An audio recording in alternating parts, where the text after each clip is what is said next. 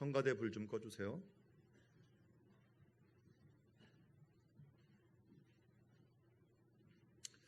할렐루야.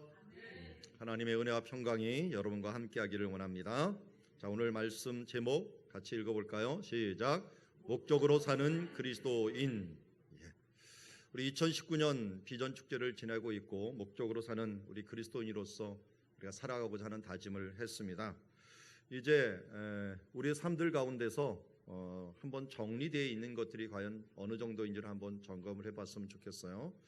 오늘 목적으로 이끄는 40일 마지막 주간을 맞이하면서 또 올해 마지막입니다. 우리의 목적은 무엇일까? 우리의 목적은 어디에서부터 찾아야 된다고요? 하나님께로부터 찾아야 된다. 무엇을 만든 사람에게 이 목적이 뭡니까? 라고 물어보는 거지, 만든 물건 보고서 네 목적이 뭐냐? 라고 물어보면 뭔가 잘못된 것 아니겠습니까? 하나님께서 우리를 만들었습니다. 그러므로 하나님이 우리에 대한 목적이 있습니다. 그 목적을 우리가 성경적으로 이제 40일 동안 여행을 하면서 이 40일간 우리의 목적이 무엇인가 하는 부분들을 보았습니다. 첫 번째가 예배이고 또 하나님께 영광을 돌리는 것입니다. 두 번째는 교제이며 우리가 친교를 나누는 공동체가 되는 것입니다. 세 번째는 훈련하여 성장하는 것으로 교육을 하는 것이며 사역하는 것이라고 할 수 있고 또 섬기는 것이라고 할 수 있습니다. 또 하나님께서 우리에게 주신 사명 중에 하나는 전도이며 선교라고 할 수가 있습니다. 그래서 우리는 하나님의 기쁨을 위해 개혁되었고 우리는 하나님의 가족으로 태어났으며 우리는 그리스도를 닮도록 창조되었고 우리는 하나님을 섬기기 위해 지금의 모습으로 지음받았으며 우리의 사명을 위해 지음받았다는 사실들을 깨닫게 되었습니다. 자, 이제 우리는 예배를 통하여 먼저 어떻게 되었는가 하는 부분들을 보았으면 좋겠는데요. 하나님께서 우리에게 말씀하시기를 우리에게 무엇을 말씀하셨냐면 디모데후서 이 3장 15절에 어려서부터 너희가 성경을 알았는데 이 성경은 능히 너로 하여금 그리스도 예수 안에 있는 믿음으로 말미암아 구원에 이르는 지혜가 있게 한다. 성경이 무슨 지혜가 있다고요?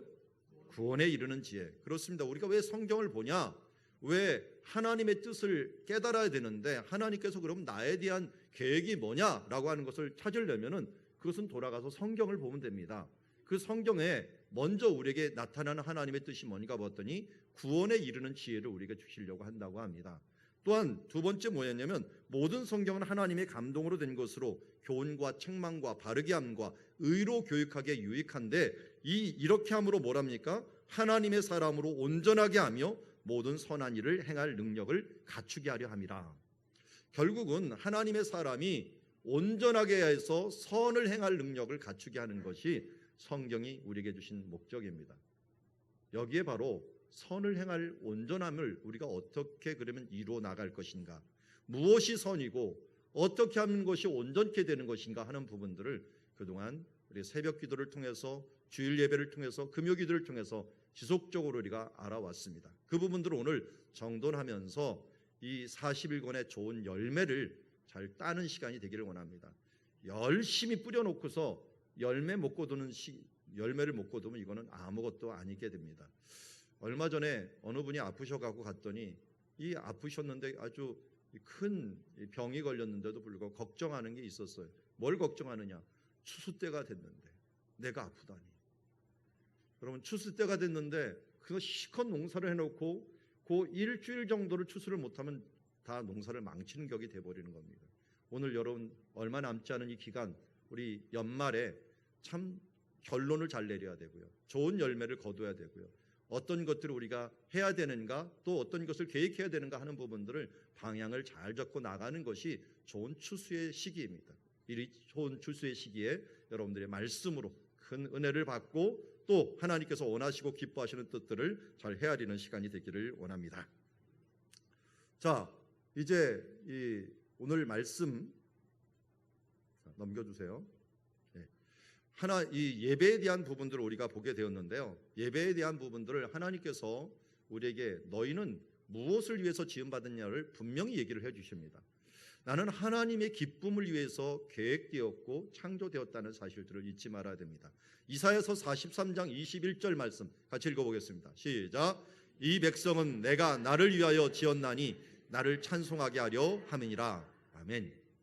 창조자가 목적이 있어요. 그 목적 중에 제1 목적이 뭐냐면 하나님께서 자기 자신을 위하여 지으셨습니다. 근데 하나님이 무엇을 위하여? 하나님은 전능하신 하나님이요 또 무엇이든지 가지시는 하나님인데 과연 하나님이 원하시는 게 무엇일까 봤더니 찬송을 받으시기 위함이라는 거예요. 그래서 우리가 평상시에 하나님을 찬송해야 됩니다. 찬송하는 것들이 하나님 내가 지으신 목적 중에 하나이기 때문에요. 사실 잘해보세요. 하나님을 정말 기쁨으로 찬양해보세요. 제 인생이 굉장히 기쁩니다. 감사하고요. 은혜가 넘쳐요. 그런 것들은 뭐냐면 원래 내가 그렇게 지음받았기 때문입니다.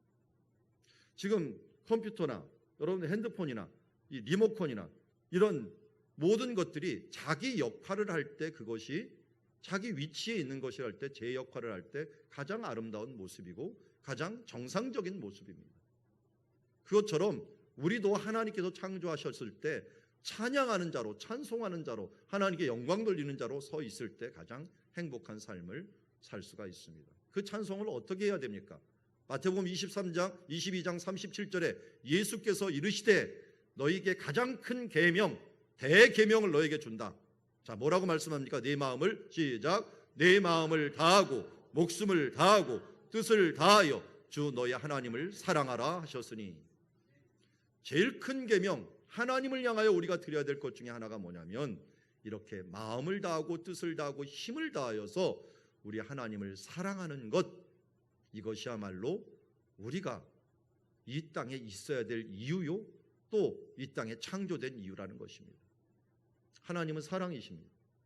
그래서 누군가의 사랑의 대상이 필요했습니다. 우리는 사랑받는 자로 태어났습니다.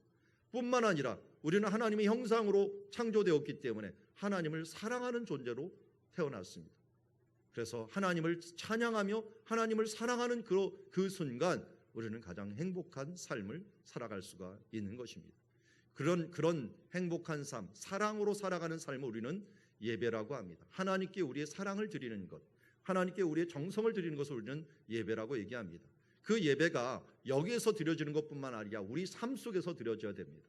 그래서 로마서 12장 1절에는 너희 몸을 하나님이 기뻐하시는 무엇으로요? 거룩한 산 제물. 제물은 언제 드립니까? 예배 때 드리는 겁니다. 제사 때 드리는 것입니다. 그런데 우리의 몸이 우리의 삶이 하나님이 기뻐하시는 산 제물로 드리는 것 이것이 우리가 드릴 영적인 예배라고 말씀하고 있습니다. 그래서 고린도전서 10장 31절은 우리의 삶에 대해서 너의 삶은 항상 이 방향을 향하여 살았으면 좋겠다라고 하면서 말씀하십니다. 고린도서 10장 31절 같이 읽습니다. 그런즉 너희가 먹든지 마시든지 무엇을 하든지 다 하나님의 영광을 위하여 하라. 아멘.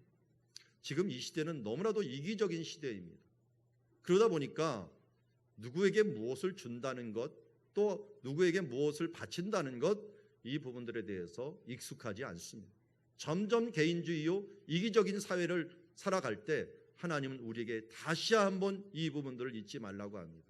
먹든지 마시든지 무엇을 하든지 너 자신을 위하여 사는 것이 아니라 하나님의 영광을 위하여 살라. 비교해 보십시오. 이렇게 실천해 보십시오. 무엇이 행복한가? 우리는 그렇게 지음을 받았기 때문에 우리의 역할을 담당하고 하나님을 진심으로 찬양하고 경배할 때 하나님께서 가장 행복한 삶을 살아갈 수 있는 줄 믿습니다. 사람들이 행복하기를 원합니다. 그렇지만 아무리 노력해도 왜 행복이 다가오지 않는 것일까요? 그것은 자기 역할을 하지 못하기 때문입니다. 하나님께서 우리에게 주시는 행복의 가장 1조건은 너희가 창조된 그 목적을 잊지 말고 하나님의 기쁨이 되는 존재가 되어라. 그래서 우리 찬양 중에 나 주님의 기쁨 되기 원하네 찬양처럼 날마다 주님의 기쁨이 되기를 원하는 마음으로 하나님께 영광을 돌리고 찬양하고 우리의 삶을 산제물로 드리고 하나님을 사랑한다고 고백하고 그의 삶에 합당한 열매를 나타날 때 우리는 하나님께 영광이요 예배하는 삶이요 하나님의 은혜로운 삶을 살아갈 수 있는 줄 믿습니다. 우리는 한 해 동안 교회적으로 이 예배를 위해서 많은 일들을 힘써 왔습니다. 우리 당장 지난주에 무엇을 했죠? 지난주에 우리 성탄절 칸타타를 했습니다. 칸타타를 했다는 것은 무엇을 의미합니까? 하나님을 찬송했다는 것을 의미하죠. 다들 보니까 입을 아주 일률적으로 크게 잘 벌려갖고 하나님을 찬송하는 것 같습니다. 다 예쁘게 잘 나왔나요? 네. 자, 찬송할 때 가장 아름답습니다. 하나님이 보시기에 가장 아름다운 때는 예배할 때 가장 아름답습니다. 오늘 여러분들의 모습이 아마 여러분들의 일평생 중에서 가장 아름다운 모습일 것입니다. 한번 옆에 분들 아름다운 모습을 보십시오. 자, 그리고 칭찬해 주십시오. 아름답습니다. 하나님이 아름답다고 합니다. 그런데 우리가 감히 누가 아름답지 않다고 하겠습니까? 아름답습니다. 주님을 예배하는 자들 하나님 보시기에 가장 아름답고 가장 행복한 존재입니다. 여러분, 우리의 태어난 목적을 잊지 맙시다. 하나님을 사랑하고 하나님을 찬송하고 하나님을 경배하고 또 하나님과 함께 산제물로 내 삶을 드리는 것들이 손해보는 것이 아니라 참으로 행복합니다. 두 번째 우리에게 주신 하나님의 목적이 무엇인가 봤더니 먼저 교제하는 자로서 우리를 세워주셨습니다. 우리는 하나님의 가족으로 태어났습니다. 우리 삶 속에서 가장 중요한 것은 사랑입니다. 하나님이 사랑이기 때문에 우리도 사랑입니다. 그러므로 우리는 사랑하지 않고 살다 보면은 우리의 삶이 뭔가 문제가 생기게 됩니다. 그래서 성경은 말씀합니다. 갈라디아서 5장 14절 말씀은 온 율법은 내 이웃 사랑하기를 내 자신같이 하라 하신 한 말씀에 이루어졌다라고 말씀합니다. 온 율법은 내 이웃 사랑하기를 내 자신같이 하라. 온 율법은 뭐라고요? 일부러 여기 안 보여요. 온 율법은 뭐라고요? 내 이웃 사랑하기를 내 자신같이 하라 하신 이 한 말씀에 다 이루어졌다라고 약속하고 계십니다. 그렇습니다. 우리가 율법이라고 하고 계명이라고 하고 많은 것들을 행하지만 내 이웃을 내 몸, 내 자신같이 나 자신처럼 내 몸처럼 사랑하는 것, 이것이야말로 온 율법의 완성이라고 할 수가 있습니다. 그래서 왜 교회에서 사랑하는가? 우리 교회 이름도 사랑누리교회. 왜 사랑을 합니까? 율법의 완성이 사랑이기 때문에 그렇습니다. 우리가 이 사랑하도록 지음받은 존재이기 때문에 그렇습니다. 사랑하지 않은 사람은 정말 하나님의 율법을 이루지 못한 사람이라고 할 수 있을 것입니다. 일평생 중에 나는 사랑한 적이 없어 라고 하는 사람은 가장 이 불행한 사람입니다. 우리는 날마다 사랑하다 보면은 참된 사랑을 더 추구하게 되고 하나님의 사랑을 알게 됩니다. 최근에 결혼 연령이 계속 늦어져요. 그리고 결혼을 안 하고 사는 분들이 굉장히 많습니다. 대부분의 이 사회 풍조가 지금 어떻게 되냐면 결혼하면 불행해진다라고 하는 말로 생각을 합니다. 이거는 무슨 의미를 하냐면 사랑하는 것들이 손해라고 생각하기 때문에 그렇습니다. 여러분, 사랑은 희생인데 사랑할 때 행복해야 되는데 나만 사랑하고 내가 사랑을 받지 못하니까 나는 불행하다라고 생각합니다. 누군가를 사랑할 때가 우리는 가장 행복한 때입니다. 그러기에 우리가 이 사회가 지금 어느 방향을 가고 있는가를 우리는 진단할 수가 있는 것입니다. 여러분, 사랑은 희생이면서도 행복입니다. 내가 손해보는데 모토로 결혼을 하고 내가 모토로 다른 사람을 사랑해라고 얘기를 하겠지만 여러분, 사랑은 내가 먼저 행복한 하나님께서 내게 주신 그 목적을 이루는 길이기 때문에 이 땅에 태어난 내 사명이기도 합니다. 누구에게 사랑받기 위해서 결혼하거나 누구에게 사랑받기 위해서 사귐을 갖지 마시고 내가 먼저 사랑하고 먼저 사랑하기 위해서 사람들과의 관계를 가지시기 바랍니다. 교우와의 관계에서도 품앗이적인 관계를 갖지 마시고 사랑 그냥 주는 것만으로 만족해 하십시오. 저희 아버님도 제가 목회한다고 하니까 경고를 하시더라고요. 사람들한테 기대하지 말고 사랑만 해라. 사랑은 그냥 주는 것이다라고 말을 하시더라고요. 목회를 그 당시에 저희 아버님도 30년 넘게 하셨을 텐데 아마 기대하다 보니까 많은 실망을 가지셨던 것 같아요. 사랑하는 것이 행복한 것인데 우리는 사랑하고 난 다음에 뭘 기대를 합니다. 다윗도 마찬가지였습니다. 다른 곳에 가서 도움을 줬는데 이 도움을 준 도시가 자기를 보호하지 않습니다. 그럴 때 씁쓸한 얼굴로 씁쓸한 모습으로 그는 갔지만 그를 원망하지 않았습니다. 어려운 가운데 도와줬는데 그들이 자기를 도울 것이라고 자기를 보호할 것이라지 하지 않는 말을 듣고서도 그들을 원망하지 않았습니다. 왜냐하면 사랑은 그냥 주는 것이기 때문에. 우리가 사랑을 받았으니 우리도 사랑을 베푸는 자가 되기를 원합니다.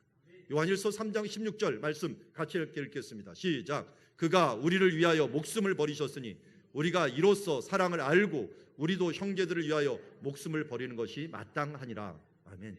왜 우리가 사랑해야 됩니까? 주님께서 우리에게 사랑을 주셨기에 우리는 베푸는 것으로 충분합니다. 내가 너무 큰 사랑을 받았기에 형제들을 위하여 목숨을 버리는 것도, 우리가 주저하지 않는 것들은 우리에게 받은 사랑이 너무나도 크기 때문입니다. 1만 달란트 탕감받은 사람이 어찌 100데나리온 용서하지 못하겠습니까? 로마서 12장 18절 말씀은 그래서 할 수 있거든 너희로서는 모든 사람과 더불어 화목하라고 말씀하고 있습니다.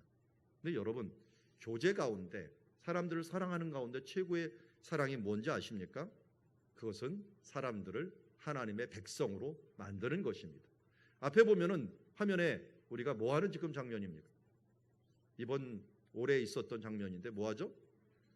세례, 유아 세례만 있는 게 아니라 일반 세례도 있습니다. 자, 세례자들을 만듭니다. 올해는 참 우리 전도가 좀 부진해요. 대신에 출생이 많았습니다. 우리 젊은 부부들이 전도만 좀 많이 했는데 우리 다른 분들도 둘 중에 하나를 하라 그랬죠. 애를 낳거나 전도하거나 둘 중에 하나는 해야 되는데 올해는 그래도 아이를 많이 낳은 것 같습니다. 유아 세례도 좋지만 또 새롭게 이렇게 예수를 믿고 구원받은 그런 사람들도 있습니다. 여러분, 친교가 무엇입니까? 하나님의 백성으로 만드는 일들이야말로 최고의 친교입니다. 그래서 이 사람들과 교제하면서 그를 하나님의 백성으로 만들고 그 백성 가운데 교제하는 것. 그래서 예수님께서 대사명을, 대명령을 우리에게 주셨는데 그 중에 하나가 뭡니까? 아버지와 아들과 성령의 이름으로 뭐요? 세례를 베풀고. 이게 친교입니다.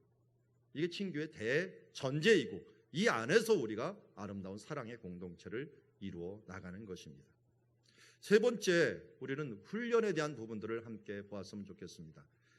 주님께서는 우리를 만드실 때 그리스도를 닮도록 창조해 주셨습니다. 자, 우리를 하나님의 형상으로 만들었는데 처음부터 성숙한 자녀가 아닙니다. 우리는 자라나야 됩니다. 성장해야 됩니다. 성장하려면 뭔가 훈련이 필요합니다. 교육이 필요합니다. 우리 태어났는데 그냥 놔두는 사람 봤습니까? 교육하지 않고 그냥 가만 놔두면 국가에서 어떻게 하던가요? 일단 조사가 나오고 이 사람들이 방치를 했다면 그를 부모를 갖다가 징계를 하게 돼 있습니다. 그럼 우리가 이 가족 자녀에게도 그렇게 할지언정 내 자신에 대해서는 어떻습니까? 내 자신은 과연 올 한 해 자랐습니까? 그냥 머물러 있습니까? 우리는 이 일들을 힘써야 되고 진리가 우리를 변화시킨다고 하는 사실들을 잊지 말아야 됩니다. 그래서 진리를 가지고 열심히 교육을 해야 됩니다. 요한복음 8장 31절에는 너희가 내 말에 거하면 참으로 내 제자가 된다라고 말씀합니다. 예수님 말씀 안에서 진리 안에 거하면서 우리가 자라나가는 자가 되어야 됩니다. 그래서 우리는 말씀은 양식이라고도 얘기를 하죠. 우리의 일용할 양식이 되어서 매일같이 먹으면 됩니다. 일주일에 한 번 먹으면 현상 유지하기가 좀 힘듭니다. 여러분, 일주일에 한 번 먹고 버티는 분 계십니까? 주일날 이렇게 말씀 한 번만 먹지 마시고 주중에 일용할 양식처럼 계속적으로 먹어줘야 됩니다. 그럴 때 우리의 신앙이 성장할 수 있습니다. 그리고 이제 3월 달부터 또 교육이 시작되고 또 다음 주부터 우리가 성경 통독이 시작되는데요. 제발 요번 한 해 뭔가 하나 걸치십시오. 한번 시작을 하면은 그나마 어느 내 시간 지나면 남는 게 있는데요. 시작하지 않으면 아무것도 남는 게 없습니다.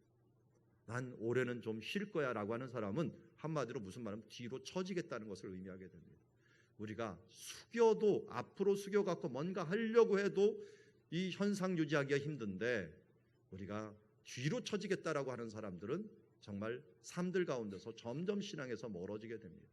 올 한 해 여러분 무엇인가 결단하고 지난 해보다도 올해 조금 더 무언가를 해보겠다라고 하는 결단을 가지고 말씀을 배우는 시간, 우리 일주일 동안 계속 우리 교회가 이제 돌아가고 있습니다.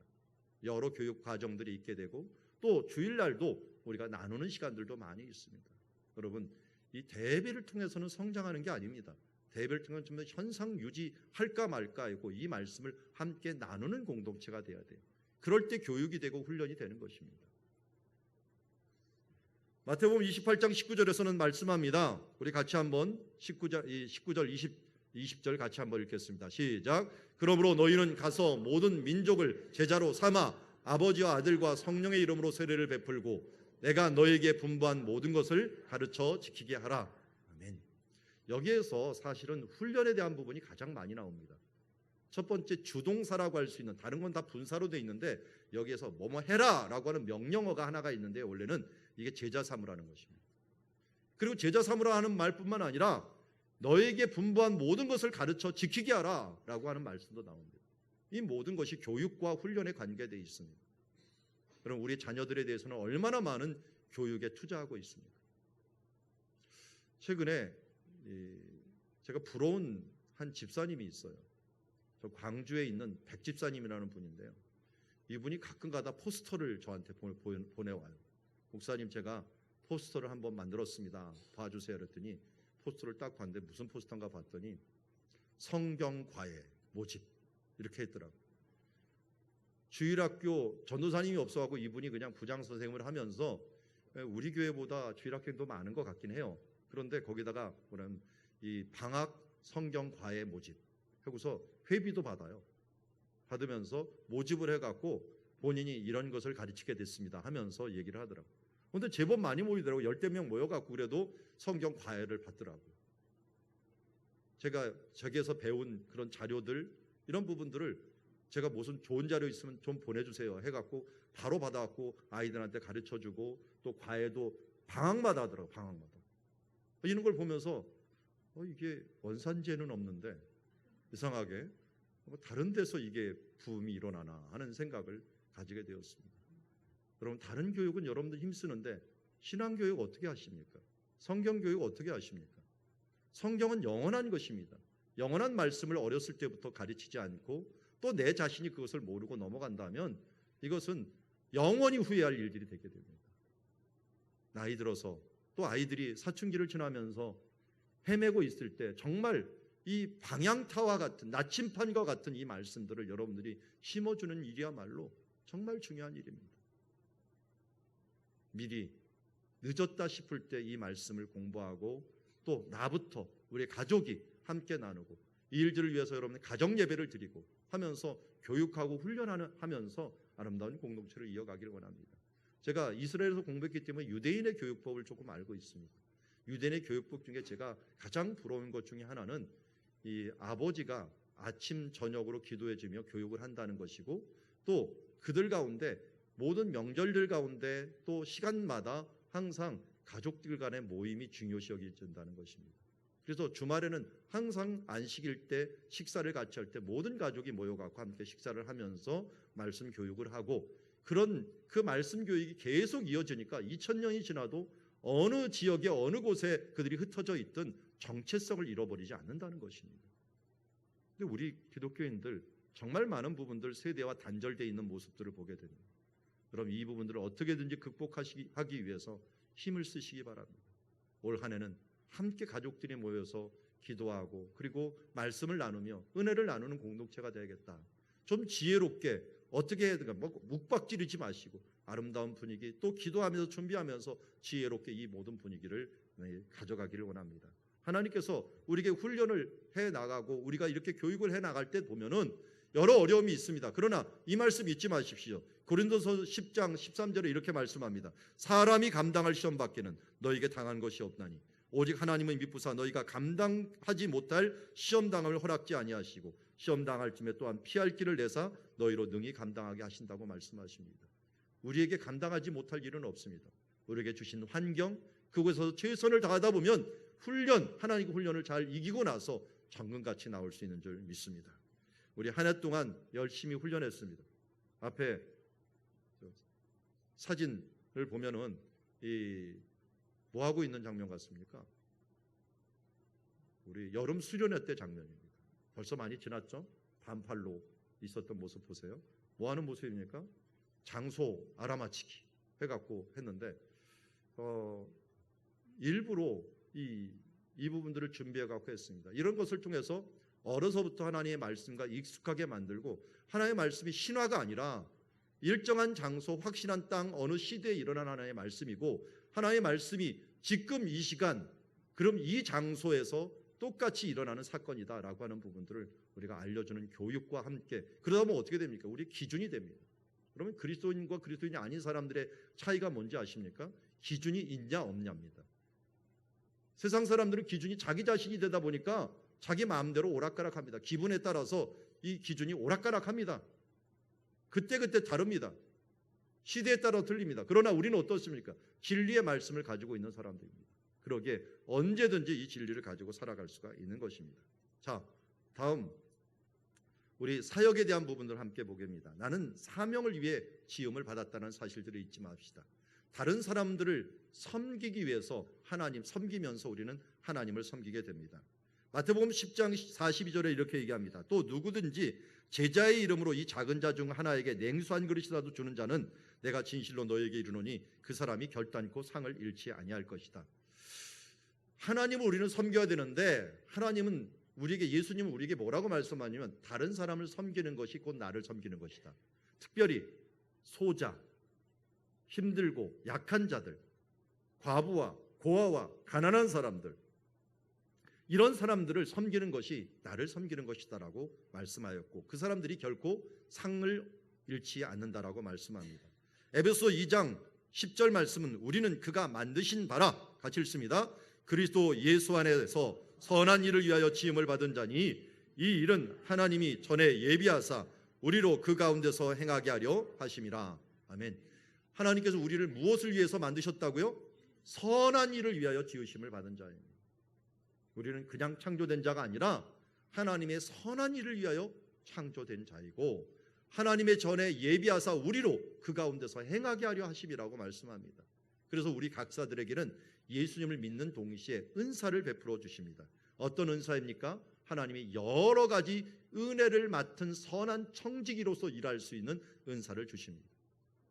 그래서 여기 보면 찬양으로, 또 뭐 반주로, 그리고 봉사로, 섬김으로 여러 가지 우리에게 은사를 행할 수 있는 여건을 주셨습니다. 하나님의 은사들을 보면요, 누구나 할 수 있는 거예요. 하나님의 것들은 정말 차별이 없습니다. 최소한 뭐는 할 수가 있어요? 기도는 할 수가 있어요. 최소한 뭐를 할 수 있어요? 사랑할 수는 있어요. 최소한 뭐는 할 수가 있습니까? 용서는 할 수가 있어요.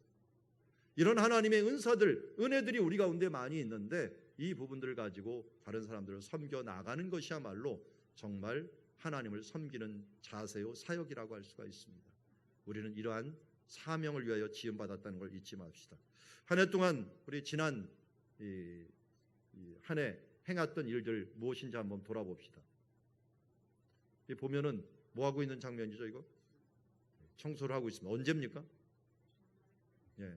부활절 전에 우리는 뭐 합니까? 성전 청결의 날을 하죠. 그때가 되면 또 대청소를 한번 할 때가 있습니다. 이때도 그냥 손발 벗고서 나서는 사람들이 있고, 또 이 놀부기지를 또 부리는 사람들이 있어요. 그렇지만 어쨌든 각자 위치에서 이때는 모든 성도들이 함께 청소를 하기도 하는데요. 이건 한 예이고, 우리가 숨어서 하는 많은 사람들이 있어요. 여러분, 봉사할 때 제발 이거 잊지 마세요. 떠벌리면 없어진다. 봉사는 숨어서 오른손이 하는 일을 왼손이 모르게 하면 어떻게 된다? 하늘에 저축된다. 자꾸만 내가 한 일들을 광고하고 다니면 이것은 이 세상에서 끝났습니다.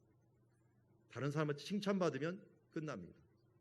그렇기 때문에 우리 교회 정말 숨어서 서로에게 아름다운 봉사가 있었으면 좋겠습니다. 그래서 우리 교회 그런 분들이 제법 많습니다. 우리가 그냥 예배드리는 것이 아니라 어제, 그제 나도 모르는 사이에 우리 가운데 봉사하는 많은 사람들이 있습니다. 이름 없이 빛도 없이 하는 분들이 있고요. 특별히 교사분들, 뭐 앞에 드러나지가 않습니다. 그렇지만 생명을 책임지고 있는 아주 중책에 가지고 있습니다. 이 일들을 위해서 여러분들 최선을 다하시는 것들 하늘에서 해같이 빛나게 될 것입니다. 여러분, 오른손이 하는 걸 왼손이 모르도록 이곳저곳에 봉사하다 보면 정말 흐뭇할 뿐만 아니라 아름다운 공동체를 이루게 될 줄 믿습니다. 자, 이제 마지막으로 다섯 번째, 우리가 전도에 대한 부분들이 있습니다. 나는 하나님을 섬기기 위해서 지음을 받았습니다. 지상 명령을 내가 완수해야 될 한 부분이라고 할 수가 있습니다. 사도행전 1장 8절은 말씀합니다. 같이 읽겠습니다. 시작. 오직 성령이 너에게 임하시면 너희가 권능을 받고 예루살렘과 온 유대와 사마리아 땅 끝까지 이르러 내 증인이 되리라 하시니라. 아멘. 주님은 우리에게 해야 될 일을 주셨는데 그것이 증인이 되는 삶입니다. 이렇게 하나님 안에서 하나님을 사랑하고 또 하나님 안에서 성도들을 사랑하고 그리고 나아가서 내가 주님 안에서 성숙해 나가며 훈련하면서 사역을 하다 보면은 그 사역의 최고봉이라고 할 수 있는 것은 하나님이 주신 지상 명령입니다. 그 지상 명령이 무엇입니까? 하나님께 증인되라고 하는 삶이요 제자 삼으라는 삶이라고 할 수가 있습니다. 그래서 하나님의 말씀을 주의 도를 땅 위에 주의 구원을 모든 나라에 알리는 것입니다. 이것은 또 한편으로서 예수님께서 우리에게 이 기도하라고 하는 거죠. 하나님의 나라가 이 땅에 임하시옵소서라고 기도를 하라고 했습니다. 하늘에 계신 우리 아버지의 이름을 거룩하게 하시며 아버지의 나라가 오게 하시며, 아버지의 나라가 어떻게 옵니까? 아버지의 통치권이 이 가운데 임하려고 한다면 주의 도를 이 땅에 실현하는 것이요, 그 믿는 사람들을 세우는 것이요, 믿는 그 도를 순종하는 사람들이 많아지면 많아질수록 뭐가 되는 것입니까? 그게 하나님의 나라가 되는 것입니다.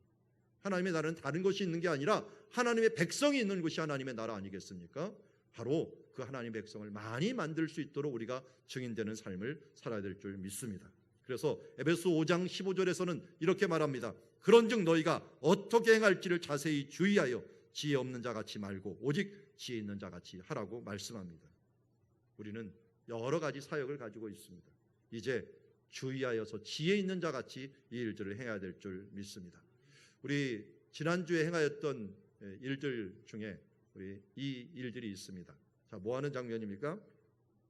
선교 축제를 하게 됩니다. 우리 교회에서 지금 좌우에 있는 게시판에 있는 것처럼 많은 지역을 선교해 왔고 또 수고해 왔습니다. 참으로 제가 감사한 것은 벅찰 정도로 여러분들이 수고를 많이 해 주셨습니다. 누구든지 그렇게 말할 수 있을 것입니다. 나 쓸 것도 없는데 남에게 베풀 것이 어떻게 있는가라고 했는데, 여러분 먼저 그의 나라와 의를 구해 주십시오. 그러면 하나님이 약속했습니다. 내 필요한 모든 것을 더해 주실 것이다. 나눠 주십시오. 그리고 선교나 또한 전도나 이런 부분들에 여러분들이 헌신해 보십시오.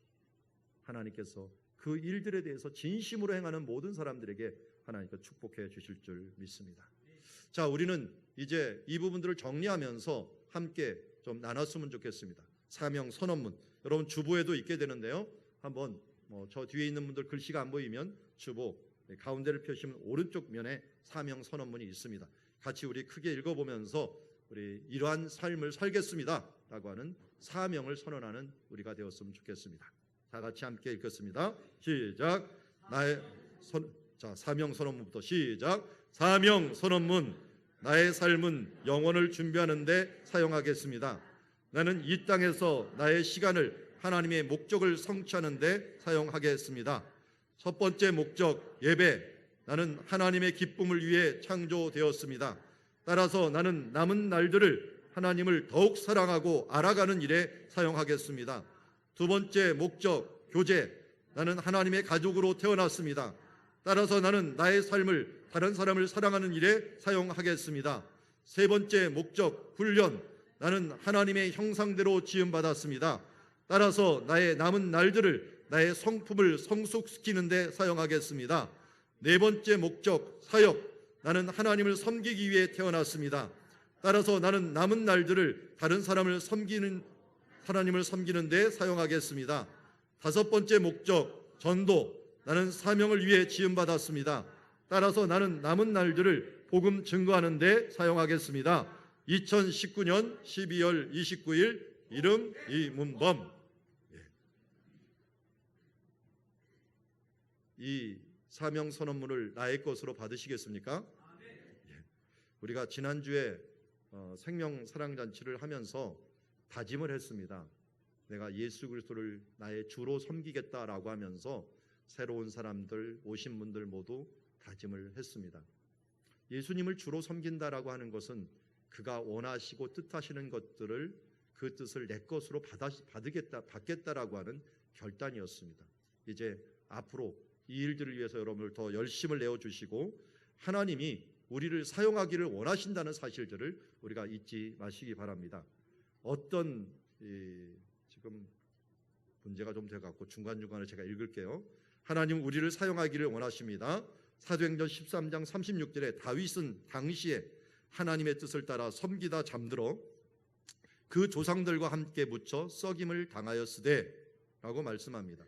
다윗은 여기 보면 하나님의 뜻을 따라 섬기다 잠들었습니다. 이것이 우리의 마지막이 되었으면 좋겠습니다. 우리도 하나님의 뜻을 따라 섬기다 잠드는 자가 되기를 원합니다. 에스더서 4장 14절에 보면 이렇게 말씀합니다. 내가 왕후의 자리를 얻게 된 것이 이때를 위함이 아닌지 누가 알겠느냐. 여러분 우리 이 세상에 현재 존재하는 이유가 바로 하나님의 그 뜻을 이루기 위해서 이때를 위하여 우리가 존재함이라는 것을 잊지 마시기 바랍니다.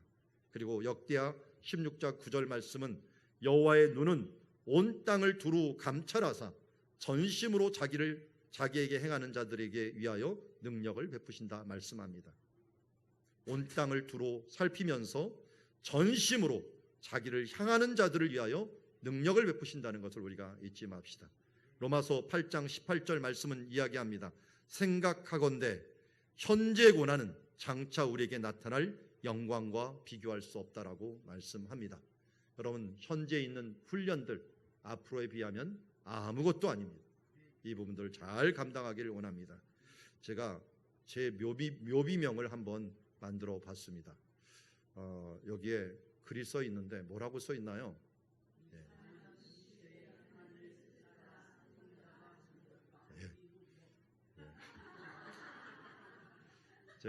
제 묘비에 이런 글이 써 있었으면 좋겠어요.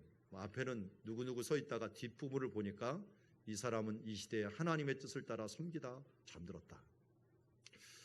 다윗의 묘비명이 이렇습니다. 다윗의 묘비명이 이 사람은 다윗은 당대에 하나님의 뜻을 따라 섬기다 잠들었다라고 하늘의 묘비가 그렇게 돼 있다고 합니다. 우리도 주님 앞에 갈 때 이러한 삶을 살기를 원합니다. 하나님의 뜻을 따라 섬기다 잠들 수 있는 사람들. 이것으로 행복하고 이것으로 하늘에서 해같이 빛날 수 있는 삶이 있다면 이 땅에서의 사명을 다하는 삶이라고 할 수 있을 것입니다. 이왕 하나님의 자녀로 부름을 받았으면 끝까지 우리가 다른 것은 모르지만 이 5가지 사명을 잘 이루고 나아갈 수 있는 삶들 되기를 원합니다. 첫 번째 사명 뭐라고요? 예배. 두 번째 사명 교제. 세 번째 사명 훈련. 네 번째 사역. 다섯 번째 전도. 자, 여러분들 마음에 새기고 이것을 우리의 목적으로 삼고 우리 일평생 동안 하나님의 뜻을 따라 섬기다 잠들 수 있고 행복하게 주님 나라 찬양하며 걸어갈 수 있는 주의 자녀들 되기를 주의 이름으로 축원합니다. 우리 다 같이 우리 찬양